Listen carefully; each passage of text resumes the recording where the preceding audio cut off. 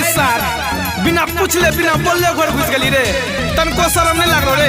रे बहिन चोट केहन बढ़िया दोनों जीव होली खेल रहिए अब कोरती शर्म नहीं लागलो कुछ बोल के आवे सकली रे भंग चोट।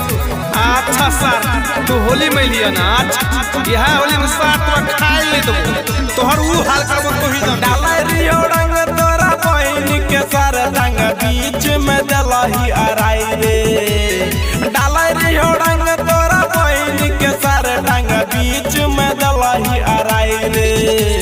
तोरा देबो होली में सधाई रे सारा गड़ा दुनिया के मैल छोड़ाई रे। बुझली तोरा देबो होली में सधाई रे सारा काना पट्टी के मैल छोड़ाई रे।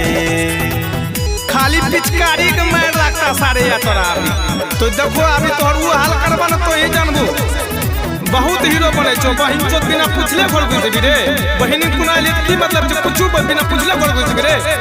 मुंह में की को चल रहो तोड़ा केला चुपचाप आई के बिगाड़ देली खेला। नहीं नहीं साला कुछ तू बोल सकरी दिमाग नहीं काम करो। मुंह में की को चल रहो तोड़ा केला चुपचाप आई के बिगाड़ देली खेला। बता सार बनल मूड के खराब कर देलके हमर तो देलही डराई रे सारे अपन बहिनों के देलही डराई रे।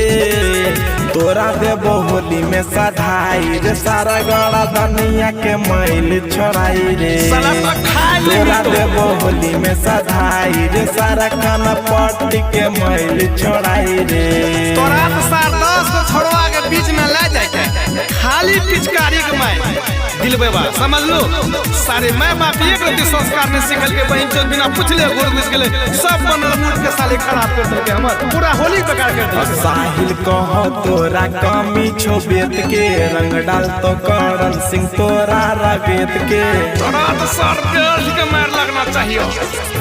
साहिल कहो तोरा कमी छो बेत के रंग डाल तो करण सिंह तोरा रगेत के। एक रति भी शर्म नहीं छे। जे पिया जित आज तोरा न छोड़ो तो धमकी जरा कर तो लड़ाई रे।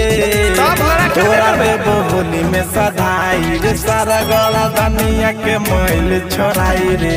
तोरा देबो होली में सधाई रे सारा खाना पट्टी के मैल छोड़ाई रे। मारने मारने सारे अतरा बाप लोग ले जाबो समझ ली नहीं। Recording by Sapna music.